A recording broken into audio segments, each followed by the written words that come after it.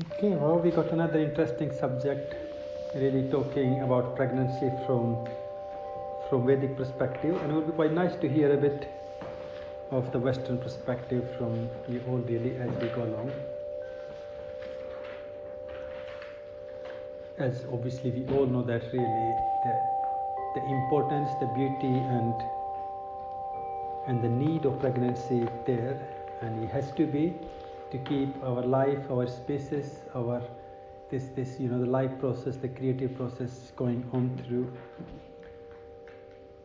And in Vedic and Upanishadic culture, there is actually a whole range of practices that should be done pre-conception. Then once you conceive, there is a practice, sort of ritualistic practice that we do, and it goes through all the way up to 18 years of your child. So there are sort of practices. So there is like a long-term sort of commitment as a parent you take once you have made your mind up, I am going to have a child. Which is kind of quite interesting, for me, like understanding from that perspective is sort of really seeing yourself that you are committing to something, not just for a day or for a month or for years. You got that much long commitment, and sometimes you end up even having to look after them more than even 18 or 19.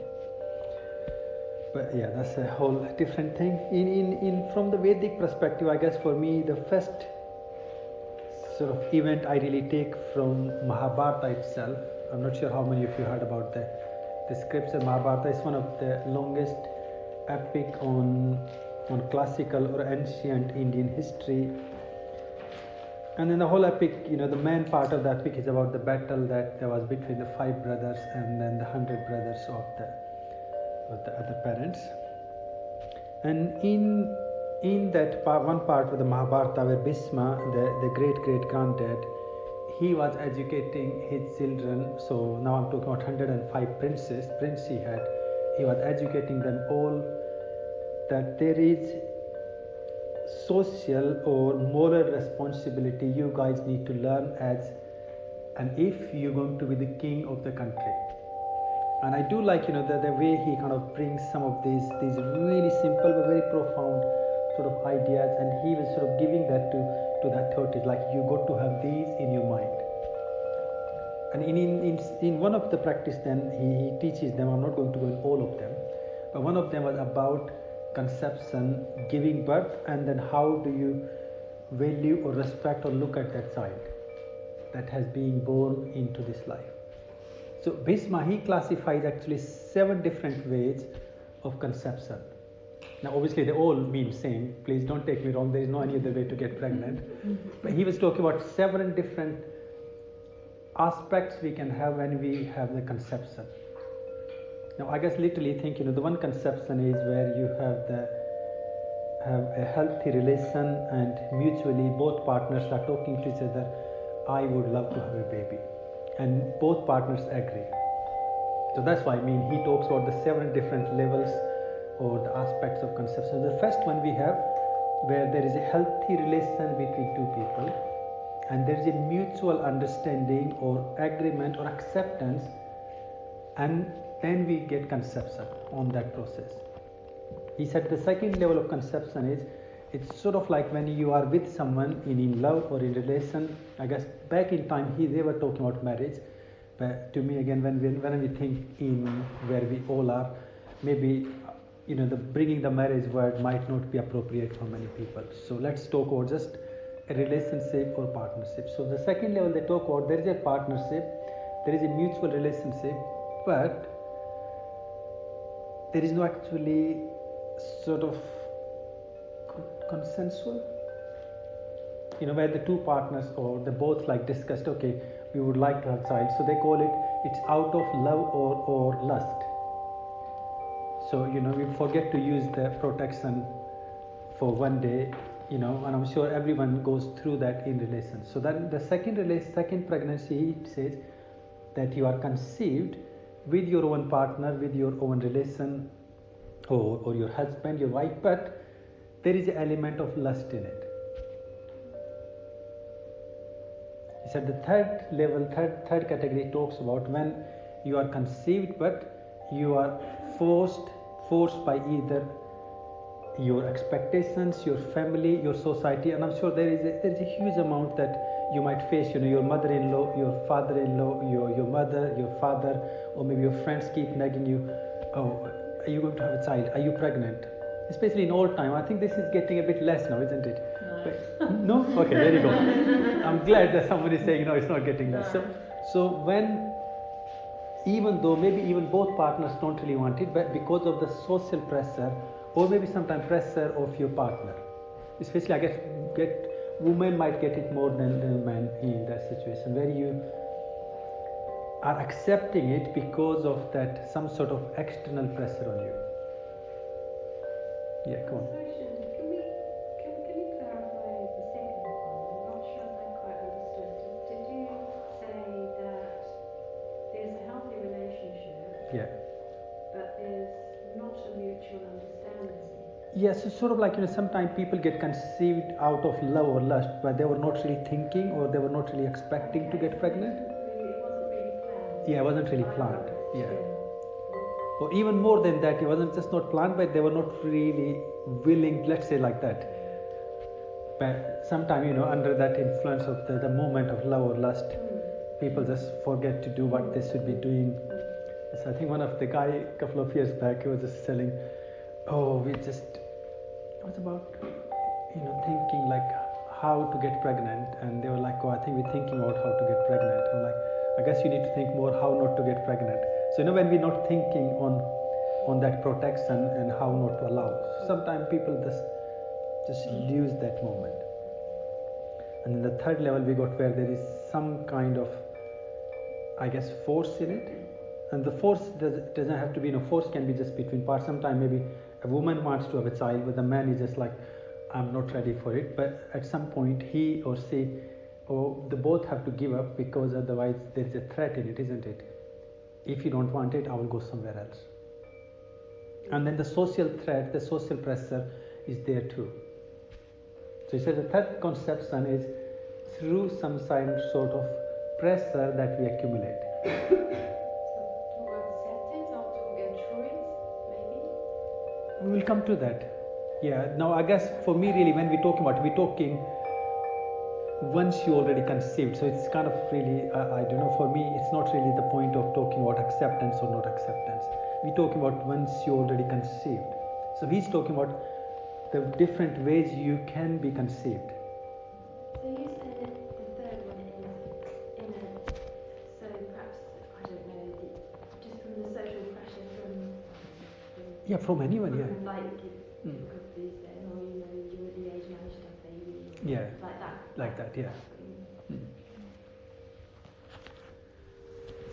Then he comes to the next 3 or 4, I guess he talks a little bit more on, he said this, the fourth one he talks about when, especially when we talk about, like, let's say in modern time, we talk about teenage pregnancies. So there is no actual relation, but it's just the lust or the physical attraction, the sexual attraction drives two people in, and I guess there is no actual relation. It is like people have flings or whatever you want to call. So he said that the fourth level of conception is still there is a mutual acceptance in it. So there is no, again, sort of forceful sexual relation here. But then we can be conceived in a date, or I don't know whatever you want to call it, where again there is no sort of relation. So now we're coming out of relationship. So the first 3, there was a healthy relationship. Now in fourth one, you're just being conceived, but you don't really know much of the person as in a relation or as a partner. And as I said, to me the typical example really, there's so many teenage pregnancies which I guess you two might deal with or see lots of. One night stand. Second? You call it a one night stand. Okay, you got better word. I was just trying to avoid that. But it's again quite interesting, like someone couple of thousand years ago already talking about, so it's nothing new. Do you know what I mean? If you think like, this is a new thing, actually it's not new. It has existed. Forever. But it's just like part of, I guess, the humanity if you got something, it's just a natural attraction. Then he comes to the fifth one, he says, where you being forced. So in this one, actually, woman had no agreement or no acceptance or no approval whatsoever. Now he said the fifth one he was really talking about, he said is mostly actually in a relationship between a husband and wife, where the woman is not really accepting it, because he said because it's already a strong relation there, he can't put it under a rape or sexual abuse, because his social reasons are there. So he said then the fifth one we're talking here is a forceful sex where you get conceived. Do you mean the man is forcing the woman, or Yeah. she's got pregnant and she doesn't want the baby? No, it's more about sex really, Okay. you being forced. And I guess then in that way, as a woman, if you talk from the heart perspective, you would feel you don't really want that baby because of that memory that carries with it. And I guess this is what he's bringing. When we come to the end of it, that will open our new subject to discuss. And then the sixth and seventh, he really talks about the sexual abuse and the rape and all that situation where there is a serious sort of assault or I guess crime involved. But why he said at end of those seven, he said once a woman or the family has accepted the pregnancy, he said as a king, now he's talking about that to the king, so as a king it is your responsibility or your dharma that all the kids, regardless of how they got conceived, had equal opportunity and equal respect.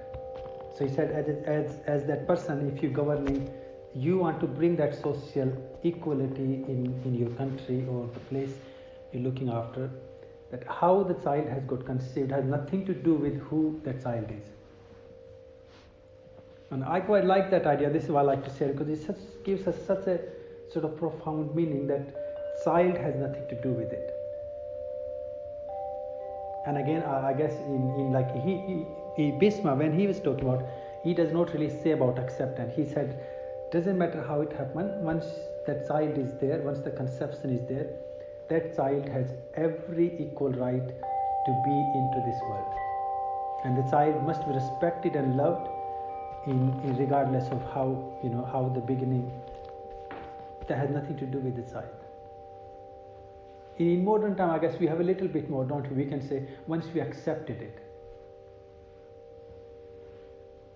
And I do think it's such a great sort of like a attitude or concept that we can have, that we don't need to judge the child based on what is the background.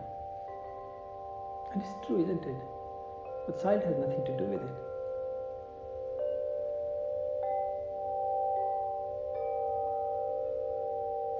I will leave here on this one before I move to the next topic. I guess if anyone have anything. I'm confused now. There were 7. I've got to number 5. Yeah, so the 6 and 7, he talks about all the, which I did not really go in detail, I just left with few words. So he talks about like sexual assault, abuse and rape and all that. Okay, that's 6 and 7. 6 and 7, yeah. And how is that different from being forced, the number 5? Yeah, or being forced because you are in a relationship.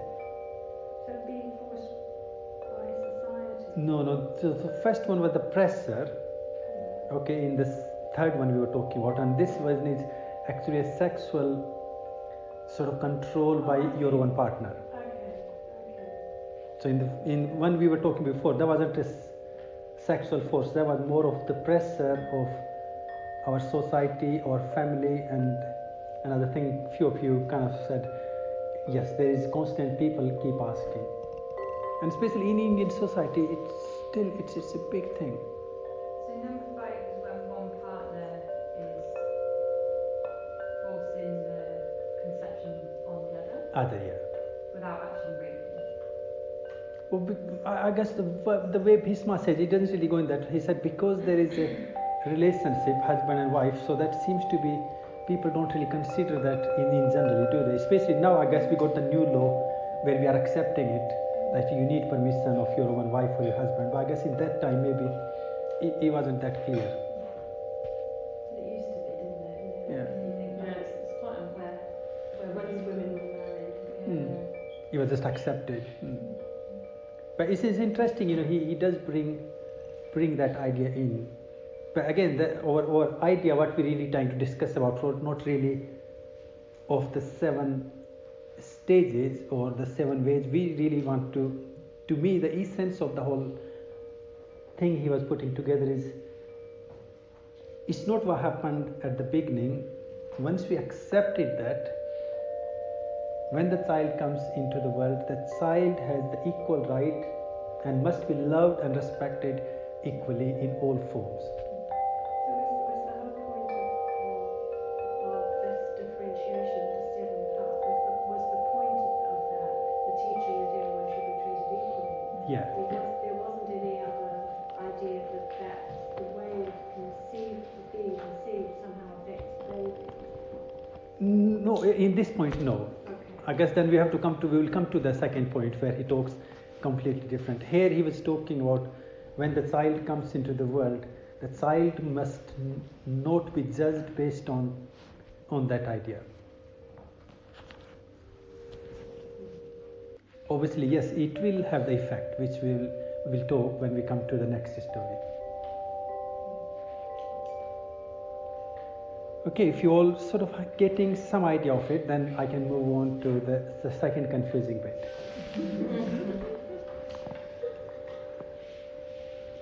Okay, so he discussed that. Then we come to the second point where he brings up, and this is again another sort of more like a real story, to be honest.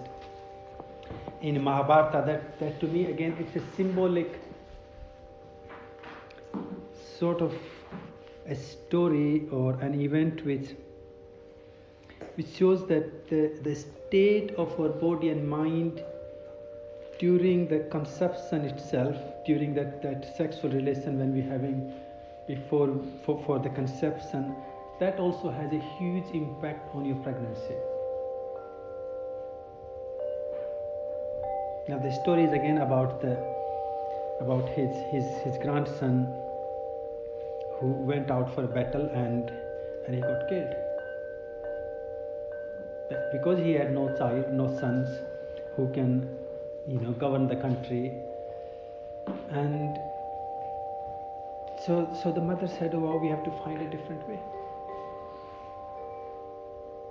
So in Vedic texts they do explain, they do come up with the various options, and sometimes I do wonder, so interesting that this, is it surrogate parenting or am I using the right word? When you ask someone to help for either Surrogate. Yeah, that's the right word, isn't it? Yeah, surrogate mother or the father. So they had that concept again back in that time too. So he does mention, if you are in this situation, he said again, you can seek help of some wise people. Either it's from the family who is healthy, or you can look for other ways. I guess maybe in that time they did not have the 2 babies and all that. So they talked about more of the practical solutions, and in that practical solution they came up with the idea. So the king I'm talking about, who got killed into the battlefield, he also had an elder brother who left when he was very very young, or when he was sort of 5-6 year old. He left to be renounced and he became a monk. So they agreed, okay, he's the elder brother and he's a great rishi or sage, so he should be the right person to ask and help. So the king who died, he had 2 wives. So yeah, they summoned him, and obviously because his mother asked him, he could not refuse. He said, okay, I agree. So he went to see his brother's first wife. And when he went in, because he was just such a strong sort of sadhu or monk, and he had all the beard and all that, he just came out of forest, so was looking quite wild. So he said that she got quite scared, and to kind of come off the fear, she closed her eyes. Now I think these are really symbolic things And he said that at the end, then she got conceived and she had a child, but he was blind. So the mother said, "Oh, that's not good. You're looking for a king." So she summoned him again, and this time he went to see the second queen. And obviously, again, because of his outlook and all that he has, she also got very frightened. And sometimes when we get frightened, we get like really pale and we lose the blood circulation, cold and that. So then the second child, he was born with jaundice. He kind of also did not have the color, the skin pigment that we need. So that wasn't good either. So obviously he got summoned third time. And this time both the queens, both the women decided like, look, we can't really take it. So they had the third woman also used to live with them, which was their maid, but sort of like, in the same palace. And they tricked her like, oh, why don't you go and please rescue us. So then third time the maid, so for maid, she took it as like a big privilege, and she thought, oh great, Rishi is coming, and she welcomed him nicely and happily and accepted that relation for conception. So basically out of 3 children they had, out of this Rishi or this man, the third one was the wisest, healthiest and fittest one in any or every form. So Bhishma says here, if you look at the story, he was telling them, he said, obviously, if we can, when we're talking about conception, we need to bring love, we need to bring mutual understanding, we need to have that calmness or peace, and that will have a huge influence on the result or the outcome of your pregnancy. So hopefully that will bring us to the second point. Okay, anything that we have here, otherwise we can move on. And if you have anything to share from your experience, please do, okay? These are the mystic or mythological stories. I'm not sure if they have any significance, but it's great. It's interesting, the fascination though with kingship, isn't it? Yeah. So the principle of kingship becomes overrides what we would prioritize as a kind of ethical standard. It's sort of bloody, it's so important. That's how we care above all. But as a yoga teacher, I can see that though in us, like, when you're going to actually teach those pregnant women coming to your class, you can see actually you do have some sort of authority. Same for me, like also like as a midwife, the women tend to really listen and respect that opinion. So and they tend to tell us everything somehow, which I'm sure Deepika will come to that point, talk about what we should really engage and what we should not engage. But most people tend to like have that sort of trust or faith in you as a yoga teacher. It's like in our experience, if you ask Deepika or me, we tend to know about people when they're pregnant sometime before even their own partners. Because people do feel like, oh, you're my yoga teacher, and because I'm coming to classes or courses, I should tell you that should I come or not. So there is definitely a really sort of high respect or some sort of love in things you guys do. And I'm sure as a midwife you would have felt that too, like things they will come out and tell in a normal situation, even to the doctors, I would have thought they will think twice, shall I say it or not. But there is a completely different relation, because this relation is about like they will have a support, they will have something you will tell them to feel good about it or to find the way to deal with it. Trust. Okay, so then we move to the third level of the Vedic idea, the Vedic concept now. This is from where we have accepted and we're moving forward. Now in this idea, really, he talks about, he said that once you are pregnant or conceived, then it is your duty or your responsibility to create or to transform that holistic environment around your lifestyle. Now in Indian sort of Vedic culture or the Hindu religion, they made it quite a ritual practice. That there are like several times you got to organize some singing, you got to organize some satsangs where people come and talk about these scriptures, If you can read, then they say it's great to read Ramayana or Mahabharata or read Bhagavad Gita. These scriptures, they clearly mention that they're worth to read during that time. So in this part, then he talks about, and then quite a few other Vedic scriptures, that during the pregnancy, it says what goes in your mind, what goes in your brain, will have some imprint, some influence, or some sort of genetic effect, the memory effect on the child that is growing inside you. So they talk very religiously that you should not be involved in so many things. I would not bring the list of them he talks about, but to me, like what we read, what we watch, what do we talk, what do we think during all that time will have a huge influence on the way your child thinks, the way the nervous system, the brain, all those memories going to develop. And he says in that time you can create a genius, well-educated child, or you can not give any education to him or her. Now, one of the really typical story we have from the Mahabharata, where this one of the guy, the son of Arjuna, the greatest warrior, great guy Abhimanyu, and in middle of the battlefield when they distracted Arjuna, and then they had this one of the formation of fight, the circular fight where none of them out of Pandavas or the army could actually go in and fight into it. So they have only two choices really: surrender or fight and die in it. And the Arjuna who knew how to fight, the Krishna who knew how to deal with it, they both were not there in that part of fight for that day. So the Yudhishthira, the eldest of the brother, the king, he was just like, oh, what we do? Either we go in it and let ourselves get killed, or surrender and accept the defeat. And at that point, this young boy, who was only 16, he came forward and he said, just to let you all know, I think I can handle it. And they were like, oh, how do you know? You never learned it. He said, no, I have learned it. So he tells the story. He said he learned it when his mother was pregnant, and I think the story I have read was a bit different, but I'll go with Deepika's choice.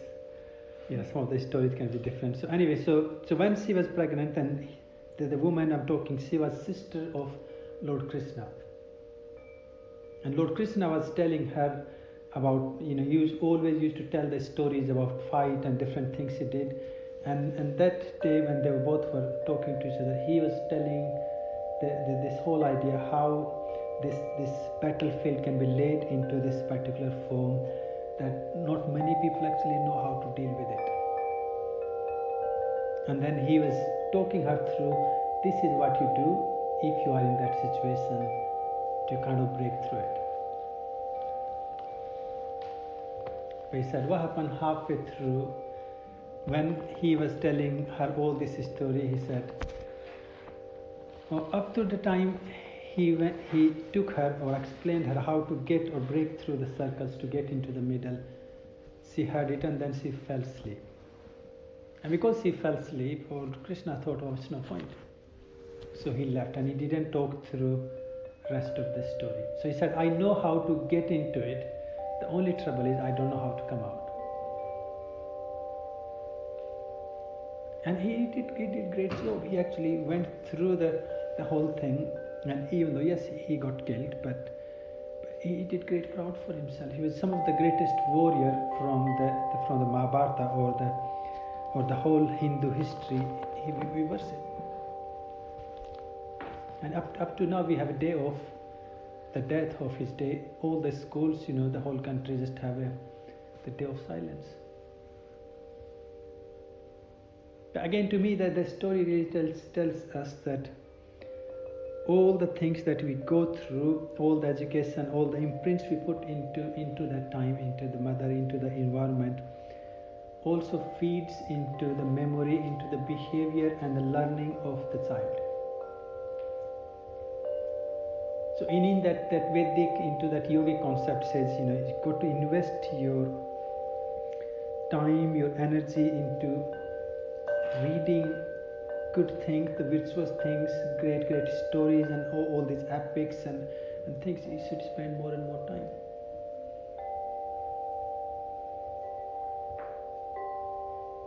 And avoid events and stories that you feel that they will have some sort of negative input or imprint on your child. And this is one of the reasons in again into the Vedic, into the Hindu and yogic concept, we always say mother is always the first guru. Is it something about the vibration of the voice as well, in terms of if the mother is chanting, for example, that was a more powerful imprint than if she turns on a CD chanting. The more, is it like the closeness of the mother's vibration is more powerful, say, than switching something on, or something heard at a distance, or on the telly, or something like that? Yes, obviously, yes. If your mother is chanting or reading or singing or talking about things, that will have a much more stronger vibration than you listening it. To me, again, like really great or simplest example, you go on YouTube and play singing bowls and try to meditate on it or try to relax with it, or you lie down and someone actually playing them. Because in one there is a sound, there is no vibration in it, is it? Well, like in second one there is a vibration of it, and yes, it becomes, I would say, 100 times more powerful, intense, or holistic or therapeutic. David's lovely on his voice. My friend bought me actually they bought me this, I can't remember what it was called now. It was like a little necklace and it had like a ball on it and it made like a little noise so I couldn't really hear it. But it was supposed to be something that they could hear, and then afterwards you're supposed to wear it just as a shorter necklace so that when you were feeding and what have you, it still made, as it moved, it still made that sound that was soothing. I can't remember what it was called. Do you know what they are? Anyone else know what they are? I'll use it. Don't know what it was, but it was good. No, but anything like that, it's great. Anything that helps you or any mother really, or as a family, to me, that's even better to create that healthier, that healing vibration, a thought, an idea, or the concept that's just going to enhance everything. And as a mother, if we can help them, or through how somehow we can give the education that happier you are, positive you are, good thoughts you're keeping in, that's just going to have a very positive influence or output on the pregnancy or on the child. So he clearly mentioned, like, reading all these great books, epics, and reading stories about these virtuous men and women that will start to plant some of these seeds of being virtuous, being brave, or being great.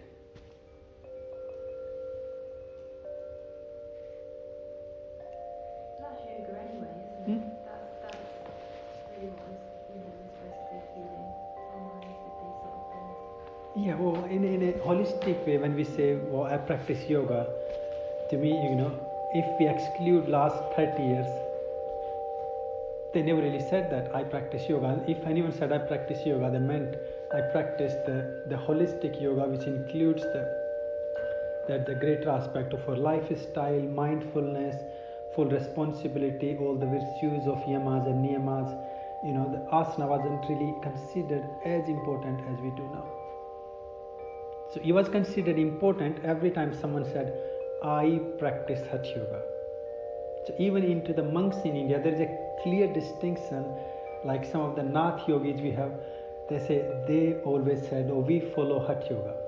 But when people said, I follow or practice yoga, the asana, the physical aspect of yoga was very little of it.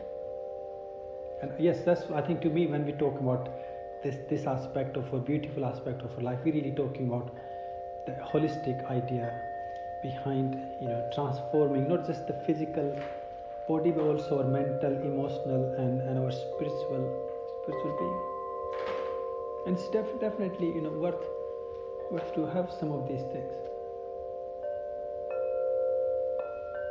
And I think most of us, we can see, quite a few influence of parents on a child as they grow up. There is definitely a better inherited or the genetic transformation in lots of children that is already being, the seeds being put into them during the pregnancy or during that process. I'm not sure if you have any. I'm just thinking through all my children. I'm thinking, oh my God, it's been really hit and miss. And yeah, I can think, well, my middle child's age, and me and his dad were not going through a good time at the time, and we were having lots of arguments, a lot of stress. I mean, on the scientific side, we know that cortisol can have effects on the brain of the stress. But yeah, with his personality, and he has dyslexia, he had behavioural problems and things like that. He's absolutely amazing. I love him. He's got some really great attributes and everything. But I always wondered, I had such a stressful pregnancy whether this had an effect on him, and just hearing all of this is, it's quite hard to listen to because. Because there is always, I don't know, for me, there are two places to look at. As to me, in this situation, as what we go through, there is some sort of reason behind that too. So it's not just as simple as we think. We can't just say, okay, this is what happened, and do I put myself as responsible in it? But again, to me, when I move to the next concept, which I'm not going to go into detail because that's all different idea, when we talk about the karmic influences of our life, then in that idea it also says that the baby, when they come into our life, they also come with their own karma, and they actually choose to be in that situation, or they're chosen by divine, let's say other way around, to be in that situation, to be able to learn and experience something they have to. So it's quite amazing. In a Vedic system, I'm not sure how much truth it is, but again, another idea, I do love myself. It kind of makes you feel much better as a parent, and plus as a child. It says the parents never choose the child. So if you think I choose, my child is brilliantly genius, and I choose him or her, it says very disappointing. It said no. The child has chosen you as a parent. Now the story goes quite funny too. He says, think of yourself. He says, and then he was talking about soul. I'm not going to go on whole story either. So you're just hanging around up there somewhere, and he said you're just overlooking at all these mom and dad busy in making love to get pregnant, and he said out of them you can choose one. We said only trouble is you only see the ones who are suitable for your karmic life that you need to go through. So yes, in situations there is a reason that we all have to go through, and they have to choose. If to me, this idea we were talking about, that's really we talking if we have the control. Then yes, we should try to make changes. But many times, as a yoga teacher, as a midwife, and also as a parent, we know that there is situations we go through. We just have to do our best. So you're saying the children choose parents? Yes. And so you've chosen them because you're the best person for the child? No, you are the most suitable person for them to live and learn their lessons. I guess if you make you happy, you can say best. But in a Vedic concept, they say, be the most suitable person for their growth. As yesterday I was saying, we talk about the cleansing, but it does not make you robust. It's still, the child will have its own karma, he or she, and you can't avoid that. And obviously, as a family, then you all choose that there is a lesson for you as a mother, for child to have some issues, and for the child to have that, I guess, say like difficult pregnancy. So there is two of things. They have their own reason to be in that place. I have a good friend whose first child had severe cerebral palsy, and what happened was that Katie was very adamant that she wanted a home birth, and she was very well prepared, and she was mentally very well prepared. She had all the good relationship and everything. And in the sort of 11th hour, just during the delivery, Pema got in distress, and she was too far from the hospital. By the time she got treatment, she had suffered brain damage, and all through the mother, the baby, and all the way through her life. Pema died about a year ago. She was about 21, and all the way through her life, Katie felt that it was her fault, that it was her stubbornness about having a home birth that laid Pema open to this danger.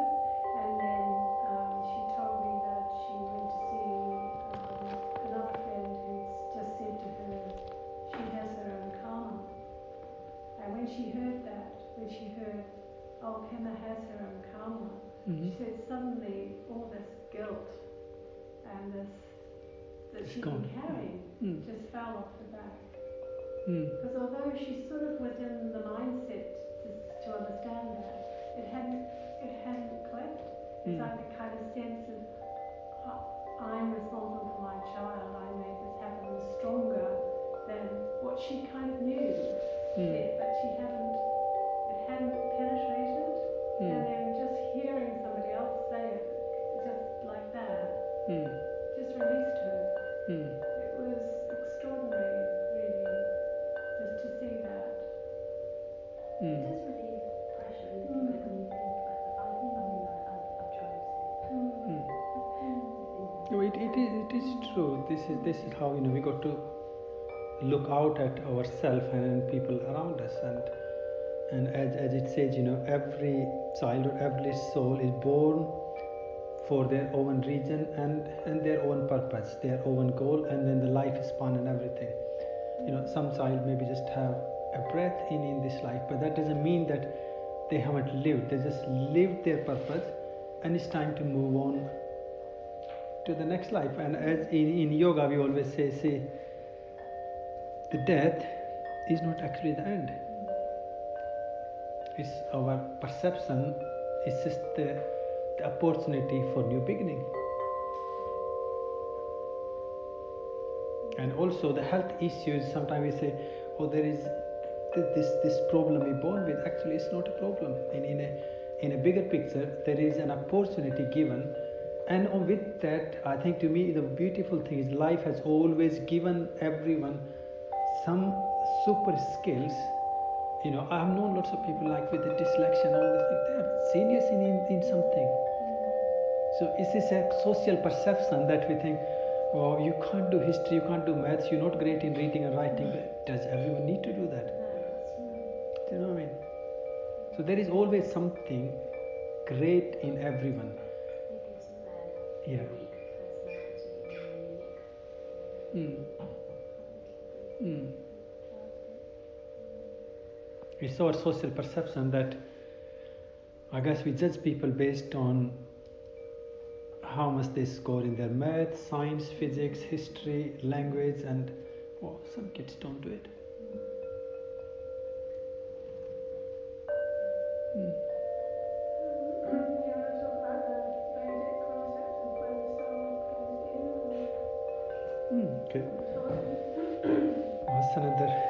Good question. Deepika brings in. Yeah, there's two different aspects actually. Quite interesting subject we talk about here, and it will be good to hear from you too while you're here. To see where do you think it all begins. But yeah, one of the Vedic sort of idea says, it talks about the two process. So the one process is the process of death, and then the second part of it is the process of birth. So he talks about someone starting to plan how they're going to die. Okay, sounds very interesting, doesn't it? But I literally don't mean like going to Switzerland and doing what they do there. It's actually the life has its own path, and it prepares. So in a yogic, in a Vedic idea, it says it's not that something you die. There is actually around a 6-month process your soul will take, and in that process, says your soul is preparing its next place where it can be going. So that means in this 6-month process, so we're really talking from like 3 months plus after pregnancy, that the life, the karma, all that is being created around the soul is slowly or gradually start to move in. And it says that the proper entry of your conscious prana or your life force in that element begins somewhere around 6th or 7th month of pregnancy. And that's, I wonder, maybe that's where the nervous system or brain starts to develop. Sometimes when I think, like scientifically about some of these ideas. Nervous system, so it starts 3 months. 3 months, yes. That's great. Okay, so making sense, yeah. We encourage parents to speak to their baby Mm. and communicate with their baby in the womb, Mm. talking, singing, Mm. chanting, all of that, because that stimulating, their brain development. Mm. So it kind of. And when do you think like the actual the cortex part of our brain starts to develop this? There's something like out of the moon. We encourage women from about 24 weeks pregnant, Mm-hmm. so it's about 5 months. 5 months. or so. That they should be, communicating with their baby in some way, around all of the family members as well. Very interesting. It's kind Even the dog. Yeah. They get used to all those sounds, because then they're comforting them before. Yeah, thank you for that. It's very interesting. Like in a yogic way, they're talking about the life starts to enter from the pranic, from the energetic, conscious, and our samskara. They especially talk about the karmic life that they had into the previous life. They start to move in slowly from sort of 3rd month onward, and then between sort of 6th month, they say. It's interesting. I wonder, like maybe it's between 5th and 6th month somewhere, where the consciousness starts to move into that body. And it's interesting, maybe if you think scientifically, we talk about the cortex part of the brain that start to develop, and that's where the consciousness really comes. While your spine is developing, that is carrying what we have the instinctual or our reptilian fight flight memories. So that's sort of thinking, okay, life is slowly moving in, and then you have the cortex, which is our human, the human brain, or the more like the intellectual aspect of brain that starts to develop. So in a similar sort of way, the way Vedic practices explains that the life from the previous body start to move in sort of from the 3 months onward, and it goes into the phases up to the pregnancy. And it says, literally the consciousness, the soul can enter in. Now I'm talking the whole life itself. Now the soul, the soul from the previous body into the new body, it can be like sort of 8th or 9th month, sort of like towards the end of the pregnancy. I have a question. It's slightly off topic, but it is within what we're talking about. What's your belief in terms of when a soul you die? Is there like a waiting period until it will come into its next life, or is it like an instant, like death, rebirth? Yes, So in this idea, I think actually that's why I'm mentioning there is a 6-month transition, so there is no gap in between two actually. So we're just going straight. Yeah, because you're starting to leave this body in a very slow and long process. Yeah. So you start to leave, like your karmic body will leave you way before your intellectual body, then your consciousness body, and then finally your soul leaves the body. Which in a both ways actually, to me, when I think of scientifically, it has a huge sort of, I don't know, value in it itself. Do all those bodies come back together, or can they sort of, go off with different bodies? No, they do go in the same place, Anita. That's a dream. Seriously, Just checking. that's a dream. Honest, that's a dream. Can I go somewhere but not take my karmic body? Can I just, sorry, Yeah, can go I on. just clarify? Yeah. So you're saying at around 3 months, Yeah. approximately, and you guys, you say that's sort of when the nervous system development, and you're saying that's when the pranic life force. Yeah, so then you start to move from the previous life into the next life. So in 6 months, you're dying from one body and you moving to live in a next body. And then you're saying at around 5 to 6 months, when there's cortexual development. Actually, thinking about it was when the brain was developing mostly into the 5 and 6 months. And that's when you, from a yogic perspective. Yeah, I was just trying to connect two of us together, basically. It's great, yeah. very interesting. So that's when the sort of more consciousness comes in, and then around the 8 to 9 months. Yeah, so that can be anywhere, like. Yeah, it doesn't like specific give number, but that can be anywhere from the 8th month onward up to just before the birth that So the how soul. does that work with premature Yeah, I was just babies? thinking that as well. Yeah, but that again that's what we're talking about. That has its own reason to be in. So the soul is already actually working on that whole process, and the premature baby has her or his own reason between them and the parents to be in that situation. So it's all in that idea. So part of the plan. Because if you're saying not till 8 months, what if they're born at 7 months? Yeah, but then but in that way. Sorry. Yeah, no. Yeah, but we think that's where we're talking, Anita. Yeah. So there is a, first thing, I think to me when we're talking about this process, we're talking about the normal delivery, normal pregnancy, and normal death. Okay. Now there is also people die instantly, and then people being born instantly too. So there is a whole different thing. We're talking about the normal stream, okay? And there are unusual cases, and they have their own story. Yeah. Okay. And again, I would not look into, is it the child or is it the mother or the parents? They have their own reasons to go through that process. So that's my answer. There is no like yes and no answer to that. Well, it's a sort of answer. Yeah. Yeah, it's interesting. So it's a two-way process, and it's all like very well planned. And then it talks a little bit, I think, to expand your question a bit further, really. It also talks about when it says, how does the soul knows where it's going to go? Just another, when someone has sort of gone and they're being kept alive, but they're not really keeping themselves alive, would you say that perhaps their prana had already gone if they're being kept alive by a machine? Well, the trouble in that, for me, like I would say yes, but then when we're talking from the yogic or the Vedic idea, in that time they never did that. So in Vedic time, actually, I don't want to call it suicide, and don't take me literally, please, okay? But the willful death was well accepted. So they would never approve, like if you had enough for various reasons, you to that point, the society, the family, the community, and the system, the education system approved it if that's for the best of your health and well-being. Let's get over it.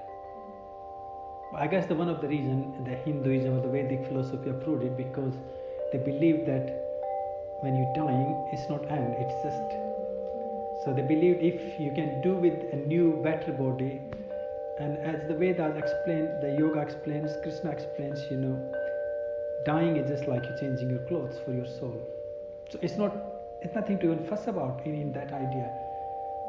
It says like as you change your clothes every day, your soul changes the body, and what is day for our clothes when we're wearing them is the day for the soul to live in this body. So from the soul, from the conscious perspective, it's nothing. It's just like, had enough of this, I need something better, something new. And in that new, yes, we choose that particular life, the body, to live, to experience things we need to. And that's really what explains why we born with certain issues, why we born in certain situations, because there is a lesson in it for us to learn.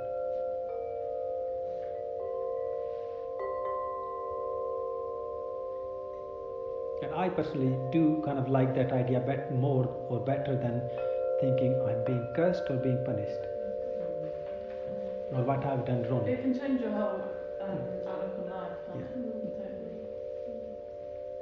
Because to me it's more important to actually find how I can live my life better, how I can feel greater about myself, about my life, my friends, my surroundings, than finding the reasons, I guess, to feel bad, to feel guilty, to punish, to torture. Because that doesn't help you, doesn't help your relations, doesn't help whoever around in your life. It doesn't benefit anyone, does it? The only thing I do worry is please don't make that an excuse of doing whatever we want to do. That's the trick in it, when we say like this, oh, it's okay. Nyander was talking about like I have nothing to be feeling guilty about. I can do anything I want to do. So that's soul's watching, isn't it? So it's sort of like if you decided to go off track for a bit, I think, oh no, I think I've changed my mind. I'll go for this lot over here. Yeah. If you lost the track, he says that's okay. Come back, but don't lose your track thinking it's okay to lose the track. It's the two different things, isn't it? Don't, as yesterday I was making fun, don't just decide, okay, Nyandev said, I must purify myself before I get pregnant. So, I haven't done anything, I have never taken drugs and drinking. So, let's go and get drunk, start taking drugs, start smoking, so I can follow what yoga says, I'm going to purify myself. You don't need to do that. There's a really nice story, and I'll finish with that. In Vedic time, where this ancient Rishi or Guru, he had quite a few disciples, and he was talking about purity, cleansing. And then someone from the crowd raised his hand and said, so Master, I loved your teachings, but I'm wondering, am I really worth to be here?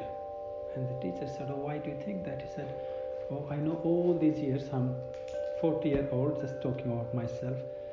I have done everything that you're saying is not good for my well-being or my evolution. He said, okay. He said, I've drunk. I can't remember a day where I haven't managed to drink. I have taken drugs, I have done smoking, I have done gambling, I have done all the things that you're saying that I should avoid for my evolution. He said, so, are you saying that I'm in a wrong place? It's not worth for me to be here, I have no hope. And Master said, of course not.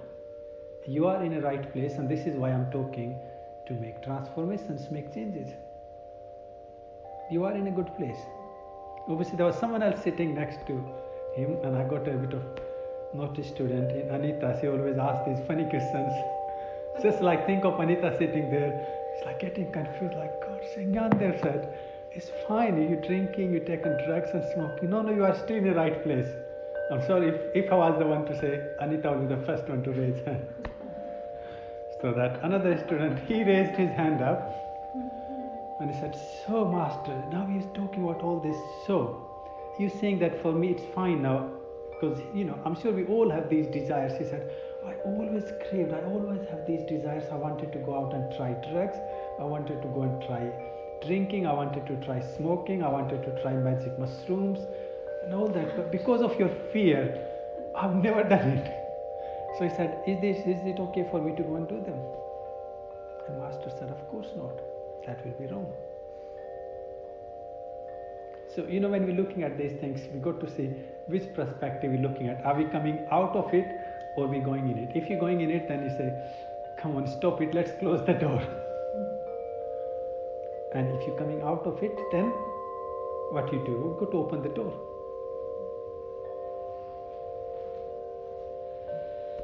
Anyone have anything else that you want to talk, share or ask? Please do, otherwise have a bit of break and then Deepika will guide you through another bit of sound work.